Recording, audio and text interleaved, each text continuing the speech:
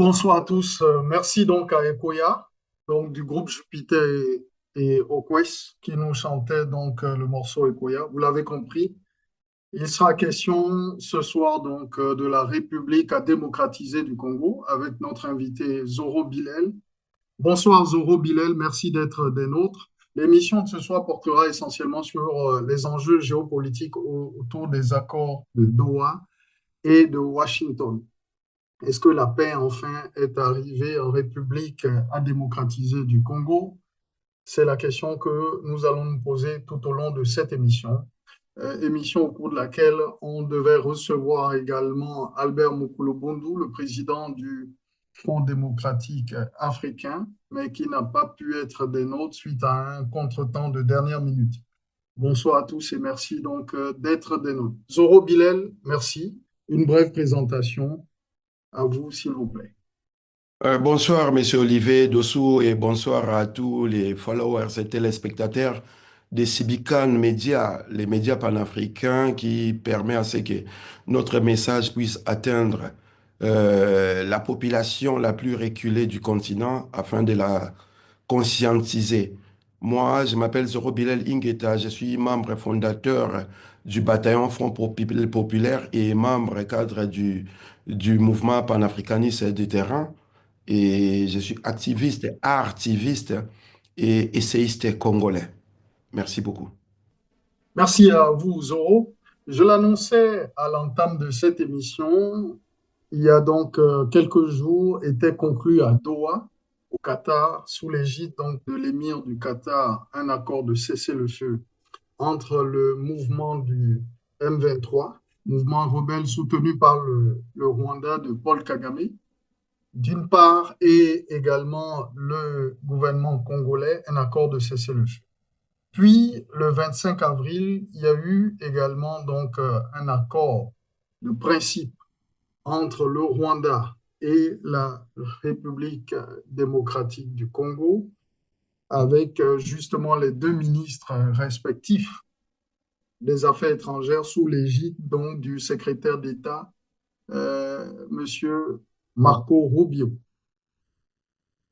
Suivons rapidement donc, avec votre permission, cher Zoro, suivons rapidement cette synthèse et nous revenons en studio pour en parler avec vous, si vous le voulez bien. La cérémonie n'aura duré qu'une dizaine de minutes, mais elle est inédite. Aux côtés du secrétaire d'État américain Marco Rubio, les ministres des Affaires étrangères de la RDC et du Rwanda, présents ensemble pour signer une déclaration de principe en faveur de la paix. Nous signons cette déclaration de principe non pas comme un geste symbolique, mais comme un engagement politique. Aujourd'hui, nous parlons des vraies questions, les causes profondes auxquelles il faut s'attaquer pour parvenir à une paix durable dans notre région.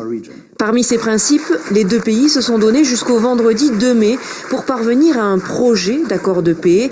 Ils s'engagent à reconnaître leur souveraineté respective, leur intégrité territoriale ou encore à s'abstenir de fournir un soutien militaire à des groupes armés non étatiques. Voici à présent Cette signature intervient 2 jours après une déclaration conjointe du gouvernement congolais et de la FCM 23, dans laquelle ils disent vouloir œuvrer à la conclusion d'une trêve. À Kinshasa, l'UDPS, le parti présidentiel, salue cette signature. Nous saluons vivement la signature de cet accord. Cependant, nous tenons à préciser que c'est un instrument qui vient se rajouter à d'autres instruments, notamment le pacte de non-agression dans la région des Grands Lacs, qui n'a pas été respecté, et nous espérons que tout sera mis en œuvre pour que cet accord cadre de cessez-le-feu, qui devra être une base sur laquelle nous allons construire la paix dans la région des Grands Lacs, sera respecté. Depuis fin 2021, dans l'est de la RDC, plus d'une demi-douzaine de cessez-le-feu et de trêves ont été signés avant d'être rompus. Alors, la journaliste n'a sans doute pas voulu dire que plus d'une demi-douzaine d'accords de cessez-le-feu, d'accords de paix ont été signés et que justement ces accords de paix avaient été violés par le Rwanda. Question simple avant évidemment d'entrer dans les questions de fond. Zoro Bilel, je voudrais d'abord rappeler à l'attention de ceux qui nous suivent que justement cet accord de principe est basé essentiellement sur cinq à six grands axes que nous allons donc essayer d'énumérer ici. Parmi ces axes, nous avons donc le respect de la souveraineté territoriale et de la bonne gouvernance, donc en ce qui concerne le Congo notamment, qui est donc le pays agressé. Les questions relatives à la sécurité sont également abordées à travers la question des groupes armés également. La question donc du développement économique et régional et de l'intégration. Le quatrième axe, c'est la question du retour des réfugiés.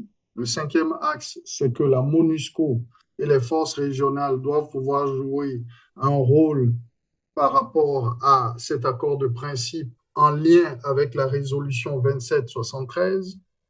Et également, le sixième point, c'est un accord global de paix qui va suivre autour donc du 2 mai entre le chef de l'État rwandais et notamment Félix Antoine Tshisekedi Tshilombo qui est attendu à Washington.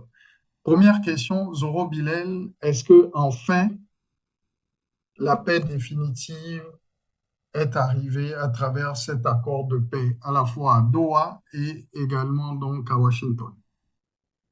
Merci beaucoup, M. Olivier Dossou, pour la question.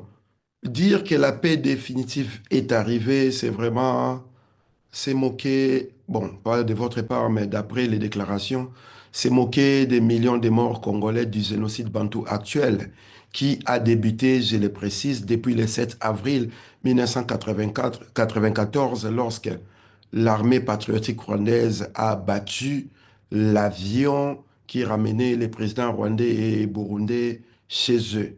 Et c'est ce génocide rwandais qui a fait plus de 800 000 morts, qui a été poursuivi en RDC, dont nous parlons du génocide bantou actuel qui a déjà totalisé plus de 15 millions de morts, avec tous les rapports internationaux que nous connaissons, qui décrivent, qui accusent, qui nomment même les auteurs, je voulais dire, de ces crimes imprescriptibles et impardonnables. Voilà, nous ne pouvons pas parler de la paix arrivée au pays tant que les victimes, que ce soit au Rwanda, que ce soit en RDC, n'ont pas connu la justice. Nous devons apprendre à ce que nos âmes, ceux qui meurent pour la nation, puissent se reposer en paix. Donc, pour qu'ils se reposent en paix, il faut qu'il y ait la justice qui leur permettra, en tout cas à ces âmes-là, de retrouver la lumière afin de se reposer en paix. Maintenant, lorsque nous parlons de la paix arrivée au Congo, qu'est-ce que nous comprenons par cela? Pour la simple raison qu'au moment où nous sommes en train de parler avec vous, Monsieur Olivier Dossou, les hostilités ont été relancées à l'est du Congo et les troupes, qu'elles soient rwandaises, ougandaises, qu'elles soient burundaises, congolaises ou leurs alliés, sont en plein théâtre des opérations où ils sont en train de s'entretuer et les premières victimes, les vraies victimes restent la population. Comment pouvons-nous parler de la paix alors que nous n'évoquons en aucun moment dans ces documents signés de la justice par rapport aux crimes, je répète, imprescriptibles qui ont été commis au Congo et au Rwanda depuis le 7 avril 1994 pour le Rwanda et depuis le 10 novembre 1996 pour la RDC.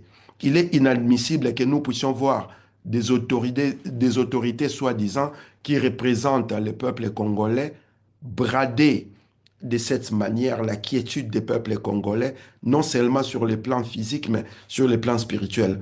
Voilà pourquoi nous sommes dans ces combats et voilà pourquoi nous vous remercions déjà, Monsieur Olivier Dossou, de nous recevoir sur ces médias afin d'éclairer la lanterne de la population qui n'arrive pas à lire les subtilités des accords que signe Tshisekedi depuis qu'il est au pouvoir et qu'il ne cesse de violer avec ses partenaires fiables, ses frères, etc., etc., tous les superlatifs qu'il utilise. Merci beaucoup, Monsieur Olivier Dossou.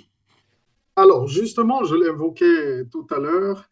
Qu'est-ce que vous pensez donc des deux accords qui sont intervenus à l'espace de quelques jours, hein? Le cessez-le-feu qui a eu lieu à Doha au Qatar sous l'égide donc de l'émir du Qatar et aussi du nouveau médiateur donc mandaté par l'Union africaine qui est le président togolais Faure Gnassingbé Sozimna d'une part et l'accord de principe signé sous l'égide de Marco Rubio à Washington. Ces deux accords sont-ils complémentaires ou contradictoires pour une paix définitive au Congo? Ces accords, je vais le dire à haute voix, sont d'une incompatibilité impossible, d'autant plus que nous parlons d'un seul pays, des deux pays, je voulais dire, et d'un conflit qui concerne les deux pays, mais dont les accords se signent par-ci, par-là. Normalement, des gens qui sont civilisés rentrent dans un processus que tout le monde va suivre jusqu'au bout. Et de ces points-là, on ne peut pas signer un accord à Doha et mandaté par l'Union africaine, entre guillemets, le fils d'un dictateur qui règne au pouvoir au Togo pendant 60 ans et pour ramener, je ne sais pas moi, quelle médiation, quelle facilitation, alors que eux-mêmes là-bas au Togo, ils sont incapables de se mettre ensemble, de se mettre d'accord et en même temps aller brader la souveraineté économique et financière du Congo aux États-Unis. Tous ces accords-là vont ramener à une sorte d'incompatibilité. Par-delà, il faut ajouter aussi l'accord de Luanda. Il faut aussi ajouter l'accord de Nairobi. Et tout cela montre l'amateurisme et le dilettantisme au pouvoir en RDC et montre en même temps la mauvaise foi de toutes ces personnes qui s'engagent, soi-disant pour apporter la paix, sauf qu'en réalité, ils sont là pour assurer leurs intérêts au détriment des populations de la RDC et par ricochet des populations du Rwanda qui sont assujetties aujourd'hui par un pouvoir mono-ethnique qui règne dans ces pays-là depuis 1994.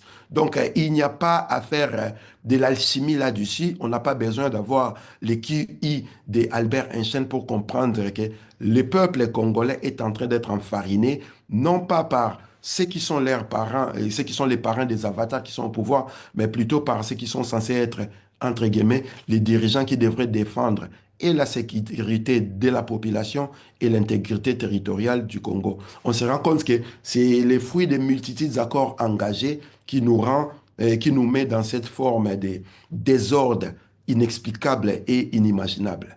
Merci beaucoup. En quoi ces différents accords menacent la souveraineté de votre pays, le Congo, d'autant plus que dans les textes, ces accords affirment la souveraineté du Congo, son intégrité territoriale et estiment que véritablement il faudra discuter avec les groupes rebelles, il faudra aller vers le développement économique et l'intégration régionale, il faudra faciliter le retour des réfugiés, etc., etc. En quoi ces différents accords, Zoro, Bilé, Lingueta, menacent la souveraineté de votre pays? La souveraineté de la RDC est menacée pour la simple raison que le Congo est un pays indépendant. Et au nom de sa souveraineté, je ne pense pas que nous avons à contracter avec des pays tierces parce que nous sommes riches ou parce que nous avons des territoires qui ne sont pas, entre guillemets, habités. Lorsque vous dites, ils disent dans ces accords-là qu'il faudra ramener des réfugiés en RDC, qui sont ces réfugiés en réalité? Ces réfugiés sont des citoyens, tous rwandais, qui ont toujours été dans cette forme, disons, les pouvoirs rwandais et leurs parrains impérialistes ont toujours été dans cette forme de colonies de peuplement, créer des tensions dans une région, histoire de chasser les autochtones pour amener leurs vassaux afin qu'ils fassent leur travail. Et ça, ce sont des choses qui sont liées à la souveraineté nationale. Et les questions liées à la souveraineté nationale ne peuvent pas être discutées avec des pays tiers, c'est quoi tout pour la simple raison que nous sommes censés être indépendants depuis le 30 juin 1960. Et en même temps, parlant de l'indépendance du 30 juin 1960, nous allons nous rappeler que Patrice Emery Lumumba a été assassiné parce qu'il voulait cette souveraineté économique, cette souveraineté financière. C'est ce qui a coûté la vie à Patrice Emery Lumumba. Lorsque Félix Tshisekedi va donner les minéraux congolais à la responsabilité des États-Unis d'Amérique, je ne pense pas qu'un seul Congolais a souscrit à cela et je ne pense pas qu'il y ait eu un référendum par rapport à l'article 214 de la Constitution actuelle congolaise et je ne pense même pas non plus que les populations qui sont victimes de ces atrocités depuis le 7 avril 1994 ont souscrit à ces processus-là. Il y a problème de souveraineté pour la simple raison que les armées qui sont en belligérance sur les terres congolaises ne sont pas des armées républicaines congolaises et la plupart des cas, ce sont des armées étrangères qui ont infiltré les armées congolaises, qui contrôlent les armées congolaises depuis le 17 mai 1997 à aujourd'hui. Et ces armées-là ne représentent à rien la RDC. Les raisons pour lesquelles ces armées-là se battent sur les territoires congolais ne sont pas des raisons qui sont pour défendre et l'autonomie et l'indépendance et la souveraineté sur tous les plans politiques, la souveraineté économique, la souveraineté, je voulais dire, spirituelle de la RDC. Et ces questions-là, ce sont des questions qui devraient être répondues par voie référendaire afin d'entendre la voix des Congolais. Lorsqu'un individu qui a engagé le pays dans plusieurs accords, qu'il n'a pas su respecter depuis qu'il est arrivé au pouvoir à aujourd'hui, je ne vois pas comment, par rapport à son pédigré, il pourra respecter un accord que les Congolais n'ont pas donné leur aval. La souveraineté congolaise est exprimée à l'article 6 de la Constitution congolaise et à l'article 214, comme je suis en train de dire, tous les accords internationaux qui concernent le peuple congolais doivent passer par le Parlement qui va voter et qui va passer ces lois-là par voie référendaire et que le peuple puisse s'exprimer. À moins que je sois d'un autre monde, mais jusqu'à preuve du contraire, en aucun moment, ni Tshisekedi ni son gouvernement, ces gens-là sont venus devant le peuple congolais expliquer au peuple congolais à quoi il s'engageait depuis les accords de Nairobi qu'il a signés en 2018, je vais dire, jusqu'à ces accords que vous parlez, qui devront signer les demain aux États-Unis d'Amérique. Merci beaucoup, Monsieur Olivier Dossou. Merci. Comment expliquez-vous qu'au même moment où la semaine passée, le gouvernement congolais signait cet accord de paix justement le, euh, avec les rebelles, il se trouve que justement les rebelles ont continué à occuper le terrain des régions qu'ils occupent et à lancer une offensive cette semaine.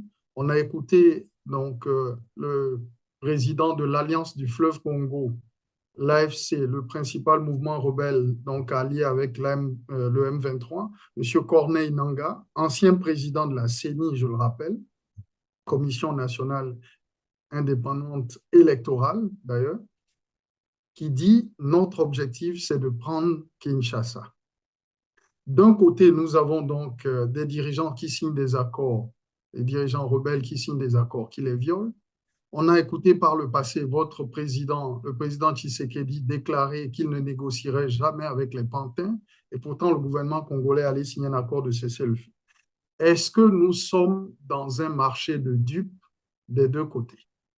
Nous sommes dans un marché de dupes, pas des deux côtés, mais du côté congolais pour la simple raison que lorsque Tshisekedi clame à haute voix à qui il veut l'entendre et qu'en aucun moment il va signer, il va négocier avec les M23 AFC et que par quel miracle nous ne savons leurs représentants se retrouvent à Doha pour signer des accords liés à la paix et que les mêmes représentants qui signent ces accords-là disent qu'ils ont pour objectif d'atteindre Kinshasa. Il faut comprendre par cela que Corneille Nangaa, qui il y a encore 4 ans était le président de la Commission électorale nationale indépendante, comme vous avez dit, qui, dans son histoire, n'a jamais été militaire, n'a jamais eu de rébellion, se retrouve parachuté avec des troupes armées qui sont capables de conquérir des territoires très stratégiques de la RDC. Il faut comprendre par là que ceux qui les soutiennent se trouvent au Rwanda, se trouvent en Ouganda, se trouvent au Kenya et dans d'autres pays qui ont des intérêts derrière la vente des minerais congolais. Et ce sont ces intérêts-là qui justifient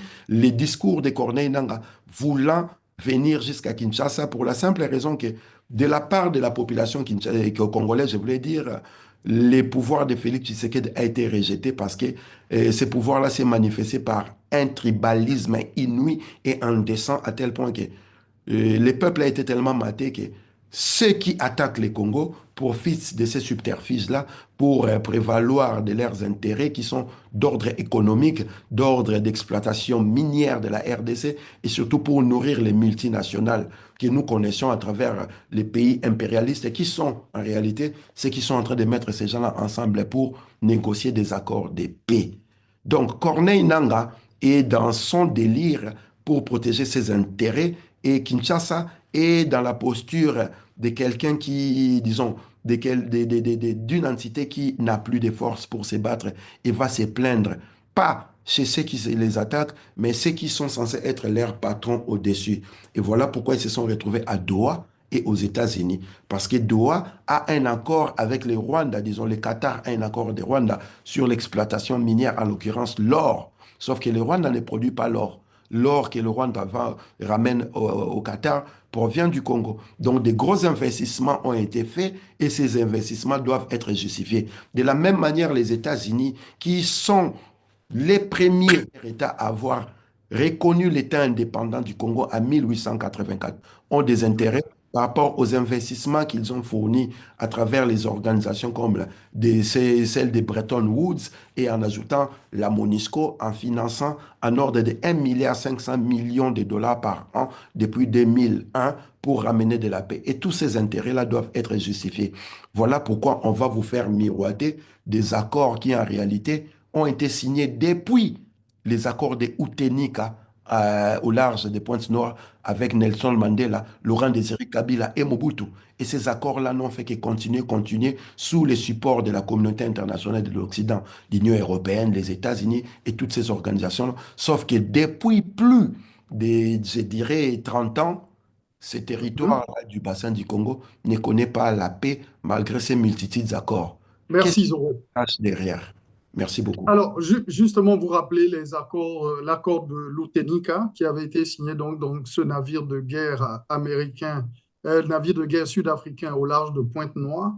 C'était sous l'égide du médiateur à l'époque, l'Organisation de l'Unité africaine, le diplomate algérien Mohamed Sanoun. Sauf que, voilà, on sait très bien que ça n'a jamais été respecté et quelques semaines plus tard, le président Mobutu Sese Seko était donc en fuite de Kinshasa pour Lomé au Togo et de Lomé, il va finir sa vie à Rabat au Maroc en septembre 97.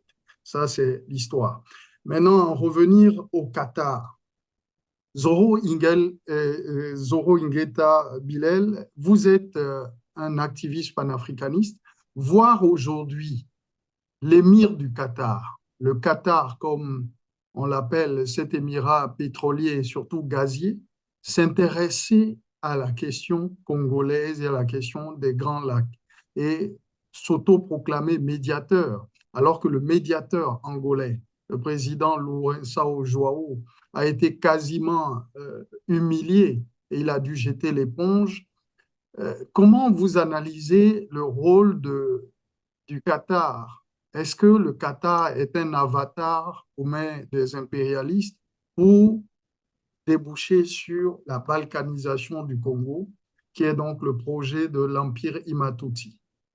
Absolument, le Qatar c'est une main avancée financièrement de l'impérialisme occidental, entre guillemets, mais qui a ses enfants dans les Moyen-Orient, s'il faut le dire comme ça.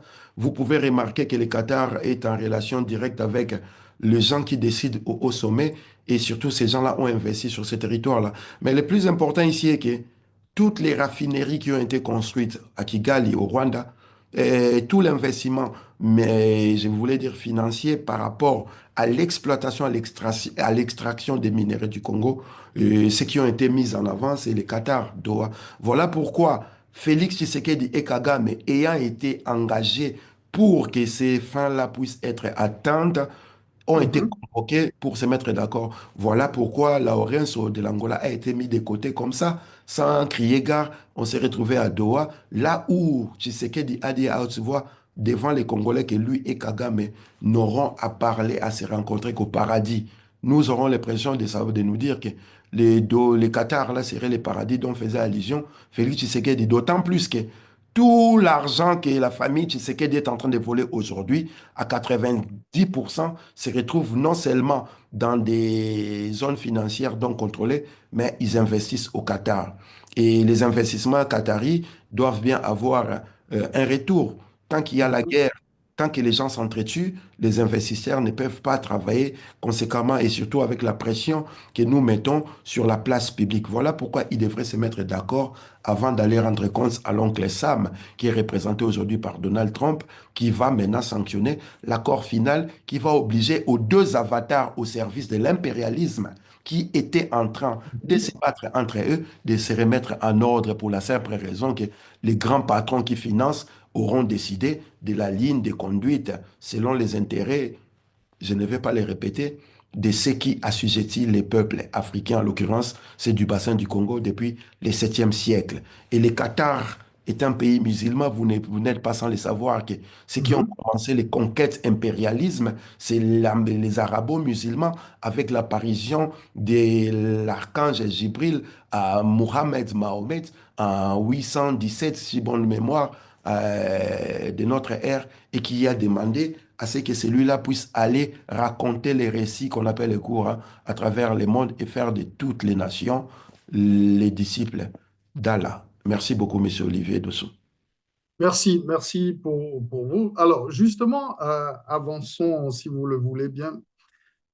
Parlons à présent donc de ce véritable scandale politique qui est donc cet accord minerai stratégique contre sécurité, signé donc par votre pays pour garantir aux États-Unis l'accès aux minerais stratégiques au niveau du Congo, ce qu'on appelle les 3T, la tantale, le tungstène et puis l'étain, et contre la sécurité. Et à ce propos, il y a un groupe véritablement d'armées privées, Blackwater, qui va se déployer dans votre pays. Quelle analyse vous faites de cela? Ben, j'ai dit ça il y a même pas 15 minutes, que c'est la souveraineté du Congo qui a été bradée par un individu qui était censé être le président de la République, s'assurer de la quiétude du Congolais et de la sécurité, disons, de l'intégrité territoriale du Congo, mais qui a manifesté son incapacité et incompétence, et son incompétence, je voulais dire, à tel point qu'il est allé geindre, se plaindre aux impérialistes. En fait, le Congo est un pays indépendant. Ceux qui doivent assurer la sécurité du Congo, n'est-ce pas les armées soi-disant congolaises? N'est-ce pas Tshisekedi, lorsqu'il arrive au pouvoir en 2018, il prête serment selon l'article 74 de la Constitution. Et lorsque vous lisez cet article-là, il est bien stipulé qu'il est le garant de la Constitution et surtout, il s'assure de l'intégrité territoriale et de la sécurité des Congolais et assurer la souveraineté du Congo. Lorsque nous allons donner les minéraux stratégiques et les minéraux des 3T, comme vous avez si bien explicité, et aller demander à ce que la sécurité du Congo soit assurée par un pays qui a une réputation de soulever, de gérer l'impérialisme dans le monde. N'est-ce pas Patrice Lumumba, dans sa tombe, est en train de se remuer?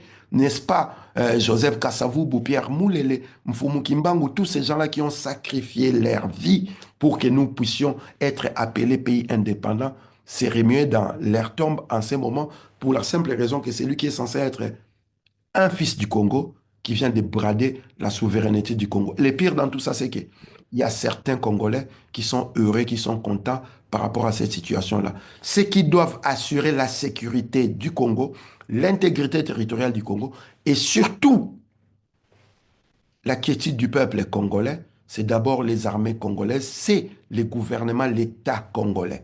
Lorsque l'État congolais va se soumettre à l'oncle Sam pour que l'oncle Sam puisse sécuriser le Congo. Faisons simple, Olivier. Demandons seulement à ce que le Congo, la RDC, puisse devenir, je ne sais pas moi, le 52e État des États-Unis. Nous avons perdu notre indépendance, nous avons perdu notre souveraineté grâce, disons, à cause de l'incompétence, de l'inconscience et surtout de la méconnaissance de ce qui dirige le Congo aujourd'hui, de l'histoire de nos luttes, je répète, depuis le 7e siècle. Et cette méconnaissance a voulu que cet incompétent-là aille brader à la personne, disons, aux institutions ou à une nation qu'elle pense être celle qui peut ramener la paix au Congo. Et le général Diap du Vietnam disait à son temps, lorsqu'on lui posait la question, comment vous avez fait pour battre et les Français et les États-Unis au même moment? Il a répété à haute voix, la différence entre nous et eux est que nous, nous luttions pour nos terres et étaient des envahisseurs. Après avoir contracté au Kenya, en Égypte, au Rwanda, IAC, tous ces accords-là ont capoté, les voici maintenant allés contracter aux États-Unis. Vous pensez que ce que les Rwandais et l'IAC sont en train de nous faire vivre comme misère, après que les accords soient capotés, les États-Unis vont faire mieux qu'eux, ou ils feront pire qu'eux lorsque Tshisekedi qui ne sait pas respecter les accords, qu'il s'engage unilatéralement. lorsqu'il va régner ces accords-là, qu'est-ce que les Américains vont faire du Congo? Et vous n'êtes pas censé ne pas les savoir que partout où sont passés les États-Unis, après, c'est les désastres. L'Irak en est une raison, l'Afghanistan et la Libye. On va aller plus loin. Les Vietnam qui ont eu la chance d'être soutenus par l'empire du Millet qui est la Chine, à l'époque, les communistes qui leur ont permis de se relever. Et tout cela, et tout ce que je remonte, je mets sur la table là, les dirigeants du Congo actuel sont en déficit, mais flagrant, ne connaissent pas cela. Et voilà pourquoi ils vont se solder dans ces marchés de dupes où ceux qui vont pleurer réellement, c'est les Congolais. Et surtout, ceux qui ne trouveront pas la paix, ceux qui sont morts pour que nous soyons indépendants aujourd'hui. Merci beaucoup, monsieur Olivier Dessau. Voilà, nous allons vers la fin de cette émission. Comment expliquez-vous qu'au même moment où le gouvernement congolais négocie, signe des accords de cessez-le-feu à Doha, au Qatar, avec les mouvements rebelles soutenus par le Rwanda d'un côté, signe également un accord de principe qui va déboucher sur un accord de paix global avec donc, le gouvernement rwandais, représenté par son ministre des Affaires étrangères, Olivier Nduhungirehe.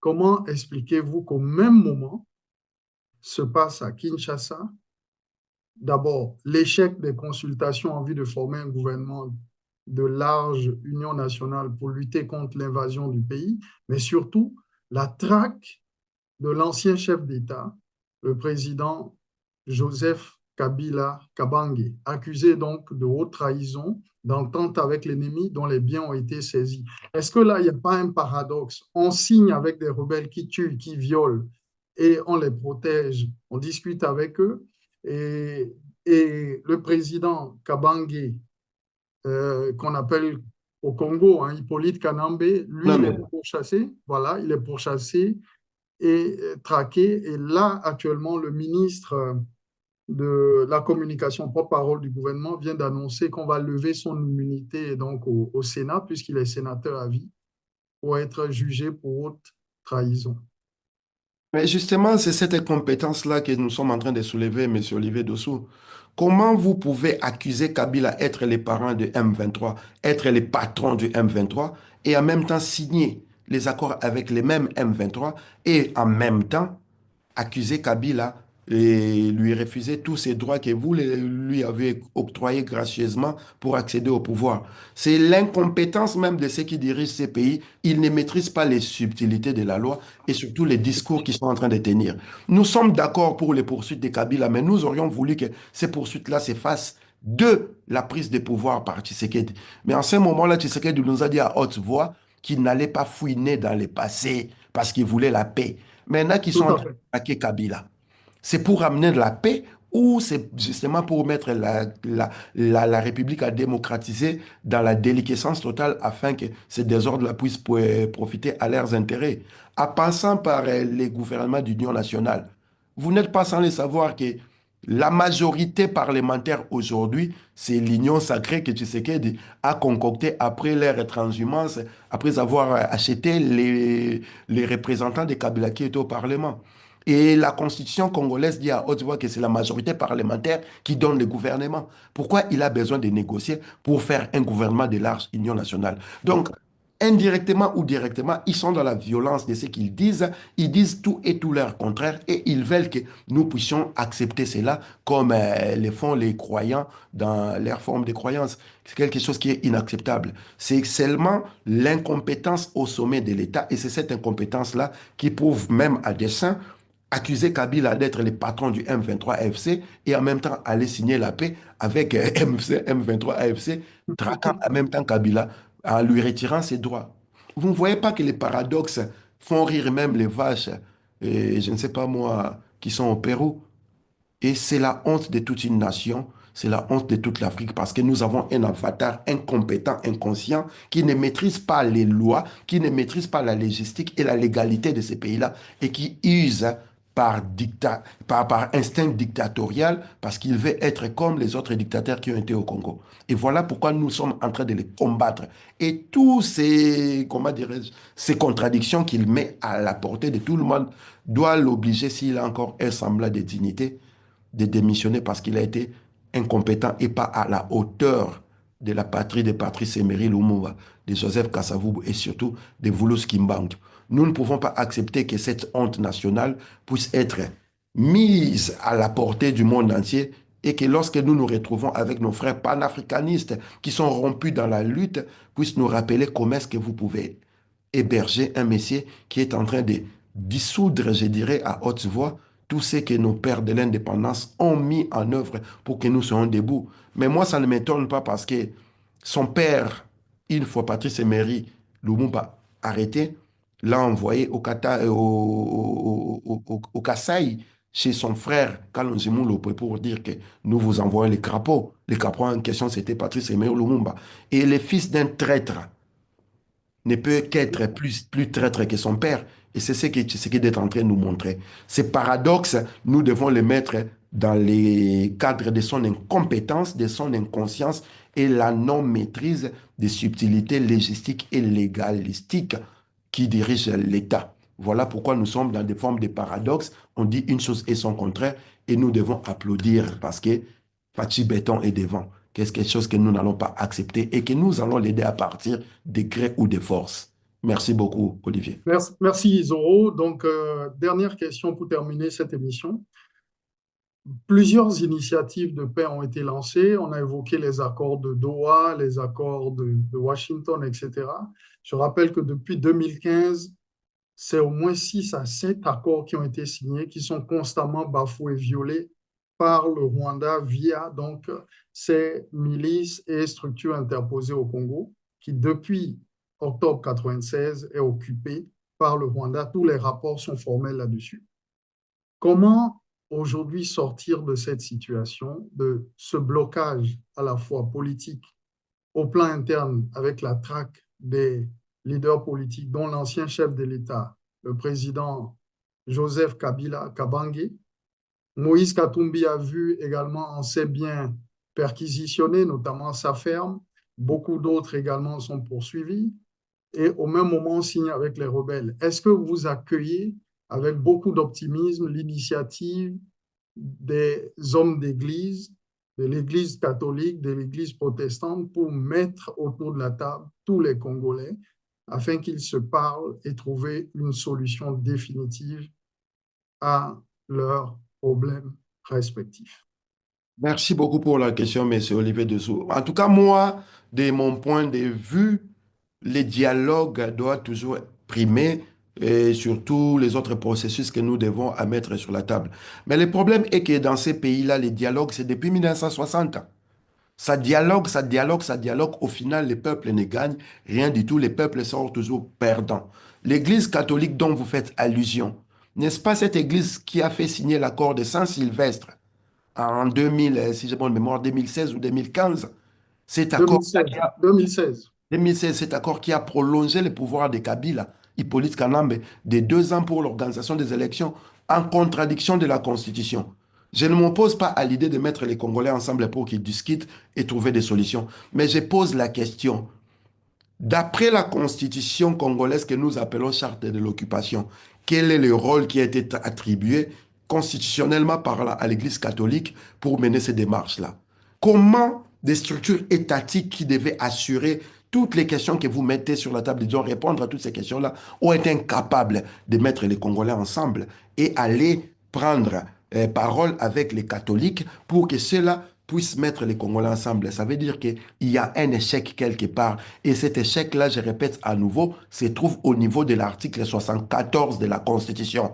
Lorsque le président de la République prête serment, il jure devant les ancêtres, devant Dieu et devant le peuple de s'assurer de l'intégrité territoriale, de la sécurité des Congolais, de la cohésion nationale et être les garants de la Constitution, surtout de s'assurer du bien-être collectif de tous les Congolais.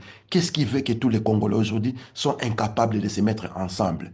C'est la faillite de l'État. Et lorsqu'il y a faillite de l'État, c'est le chef de l'État qui est responsable.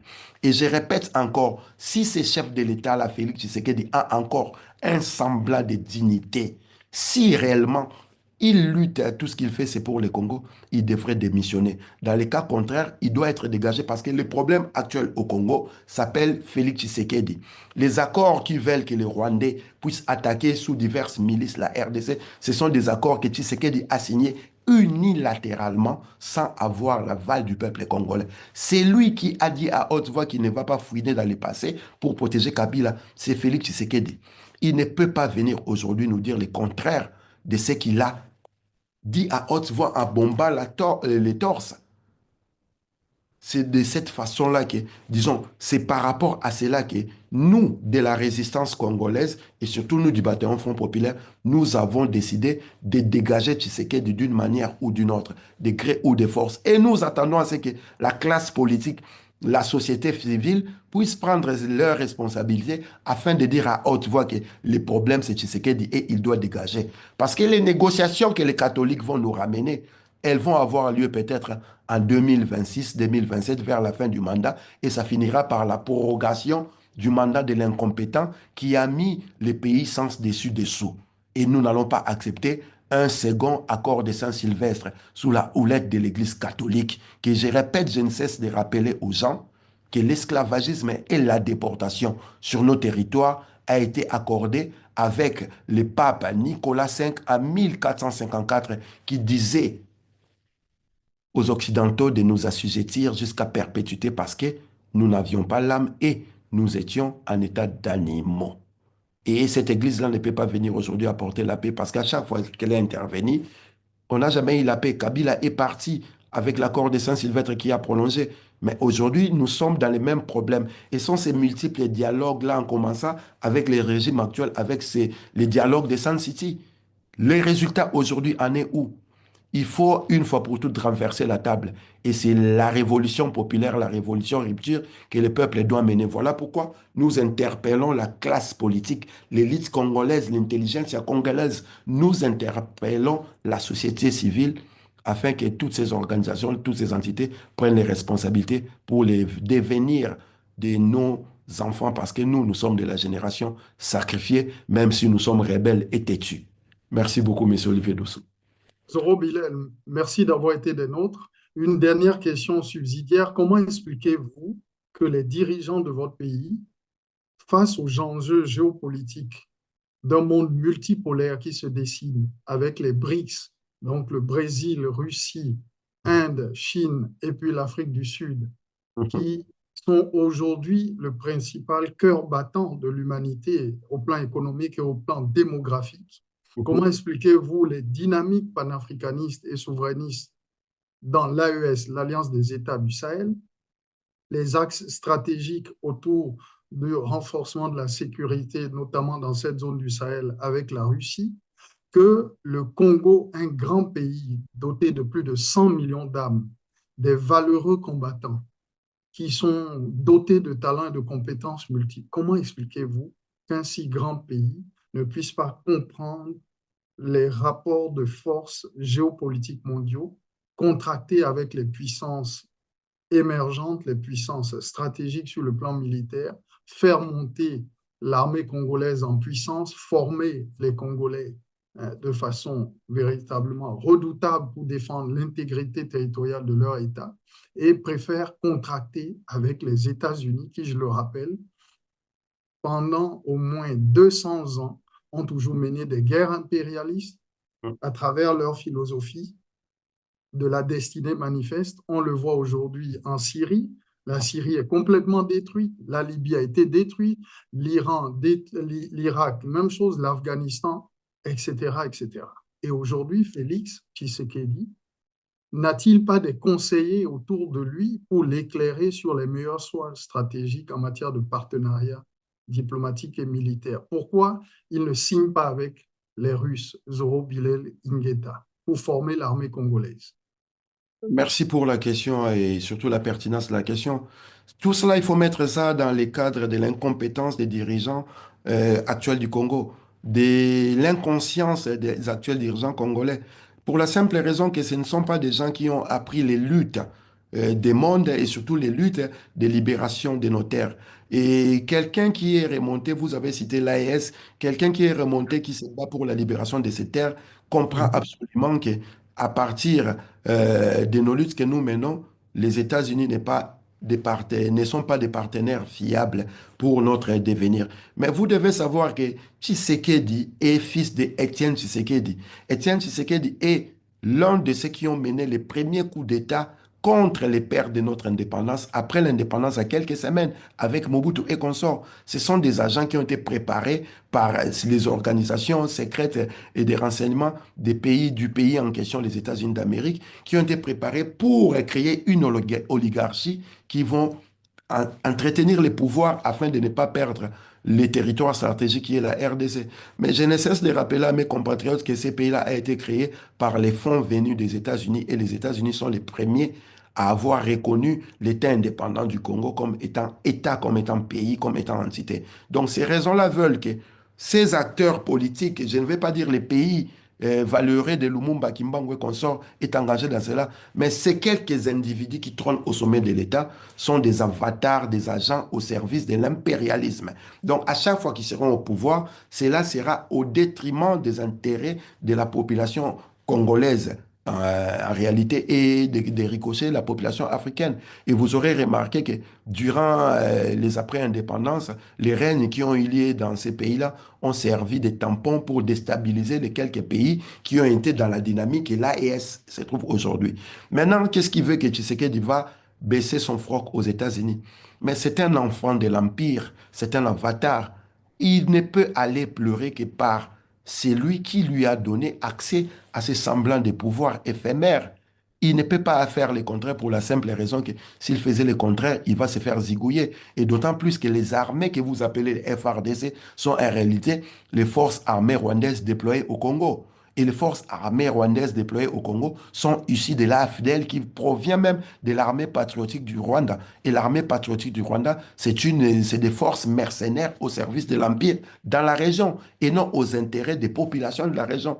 L'Empire utilise les Rwandais pour déployer ses armées afin de garantir les intérêts de l'Empire. Et c'est ce que le Rwanda a fait depuis que Kagame est au pouvoir.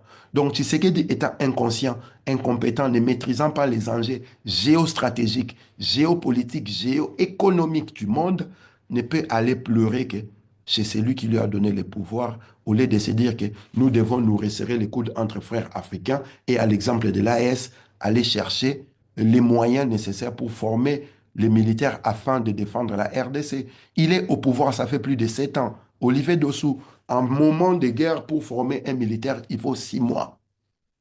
En moment de guerre, un militaire prêt à faire la guerre, je ne parle pas des hauts gradés, mais des militaires capables de défendre la terre. Pendant 6 mois, on peut former un militaire. Donc, Tshisekedi ayant fait 7 ans, s'il formait au moins un militaire en 6 mois, on aurait eu 14 militaires. Maintenant, s'il formait par an 10 000 militaires, on aurait pu avoir une armée de 140 000 militaires. Tout ce qu'il a trouvé à dire aujourd'hui, 7 ans après au pouvoir, après avoir prêté serment derrière cette constitution-là, que l'armée congolaise était infiltrée, ces armées-là, ce ne sont pas nos armées. Mais nous n'avons jamais cessé de le dire à haute voix. Durant les 7 ans, il a été incapable de monter des armées pour défendre les pays, à tel point qu'il est allé brader les minerais du Congo aux États-Unis afin que les États-Unis apportent la sécurité. Et voilà les États-Unis étant les patrons de Kagame et de Tshisekedi, ils vont les mettre ensemble pour que maintenant ils s'alignent selon la volonté de l'Empire. Et tout cela au détriment de l'Afrique et du Congo en particulier. Voilà ce que je peux répondre par rapport à cette question. Soro Bilel, merci d'avoir été de notre dernière Merci à question. On ne vous. peut pas vous laisser sans vous poser cette question. Est-ce que le véritable vainqueur de tout ce micmac géopolitique et diplomatique, les accords de Doha, les accords de Washington, les deals avec les Américains et également la sécurité contre la sécurité contre l'exploitation des mines du Congo en lien avec le Rwanda, est-ce que Kagame reste le maître du jeu et le principal vainqueur de toute cette opération de déstabilisation de votre pays? Kagame, il boit du petit lait ou pas Il est en train actuellement? de boire du lait là parce que Ou bien d'une zamba. Il boit d'une zamba actuellement. du lait nzambarisé, comme il Du dit. lait nzambarisé, voilà. Il boit du lait Ah ben, nzambarisé de notre ami Mbeko. Les vrais gagnants de ces accords-là, c'est Paul Kagame et l'Empire, pour la simple raison que les réfugiés qu'ils veulent ramener au Congo, en réalité, ce ne sont pas des Congolais, ce sont des Tutsis rwandais, comme on a toujours fait d'après les derniers accords qu'ils ont signés ensemble.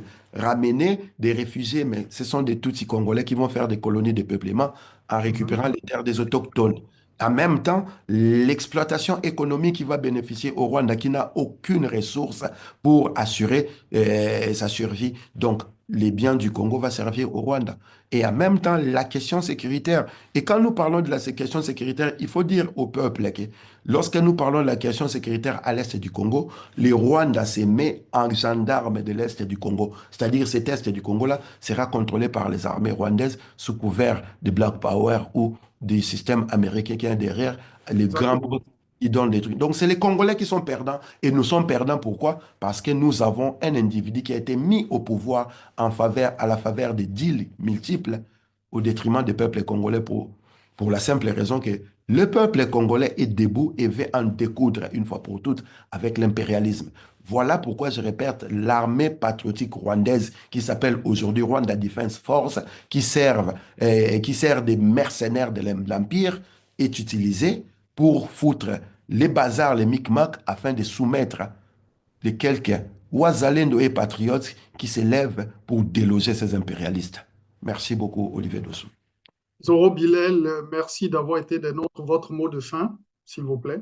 Notre mot de fin est qu'actuellement, nous sommes mobilisés, je voulais dire, pour mettre hors d'état de nuire tous ces avatars-là qui permettent aux impérialistes d'avoir la même mise sur nos pays. Voilà pourquoi nous sommes mobilisés aujourd'hui en soutien au capitaine Ibrahim Traoré qui a reçu des menaces ouvertes du général Michael Langley des États-Unis de l'Africom qui voulait la peau. C'est samedi, 3 mai à Paris, au métro Château-Rouge, il y a une grande manifestation pour apporter notre soutien et surtout au peuple burkinabé, je voulais dire, et à tous les pays africains, à toutes les cloisons de Berlin africaines qui sont soumis par les avatars, je vais citer, les Bénin avec Patrice Talon, et la Guinée-Bissau avec Umaru Mbalou Sissoko, la La Guinée Côte d'Ivoire, avec Théodore Obiang Nguema, la Côte d'Ivoire avec Alassane Ouattara, les Togo avec Faure Gnassingbé Eyadema, les Tchad avec Kaka Déby, les Gabon avec Olimbi, et les Cameroun avec Paul Biya, les Congo Foa de Brazzaville avec Denis Sassou Nguesso, la RDC, mon pays, ma cloison de Berlin, avec Félix Tshisekedi, les Rwanda avec Paul Kagame, l'Angola avec, disons, l'Ouganda avec Yoweri Museveni, et, Kaguta, pardon, Kaguta, Yoweri Museveni, Kaguta, voilà, tous ces noms que je viens de exactement. citer, peuple africain, Le Kenya avec William Ruto, l'Afrique du William Sud avec Ruto, et en Ramaphosa. Kenya, tous ces gens-là, les Ramaphosa, tous ces gens-là, les Africains doivent se mettre ensemble et les déloger parce que ce sont les avatars au service de l'Empire. Si nous voulons réellement libérer nos territoires et nous remettre ensemble, selon la volonté de nos ancêtres, nous devons commencer déjà par déloger les ennemis internes qui ressemblent dangereusement à nous, qui portent les mêmes noms que nous, qui parlent les mêmes langues que nous, mais qui en réalité qui sont la réincarnation de l'Empire sur nos territoires, pour ne pas citer Willy Lynch. Merci à vous, Monsieur Olivier Dossou, de nous avoir accueillis sur le plateau de Sibican Media et que je vais vraiment appeler à tous nos compatriotes et à nos camarades de s'abonner massivement et de partager parce que la vraie libération de l'Afrique, le vrai message de la libération de l'Afrique dans sa totalité se passe sur Sibican Media. Merci beaucoup. Vous connaissez cette citation de Winston Churchill, Zoro Bilel Ingeta. Oui, Vous avez refusé le déshonneur pour la guerre, eh bien, vous aurez la fait guerre, le déshonneur et la guerre.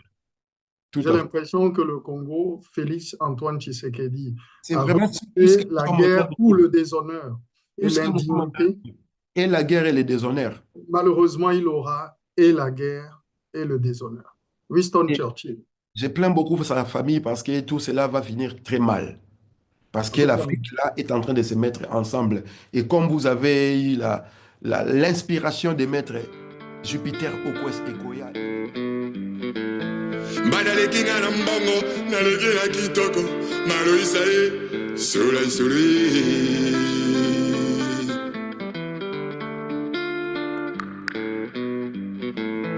Madalanga, tikale bi pale apamba o. Mo bala jali, mbeto à l'hôpital.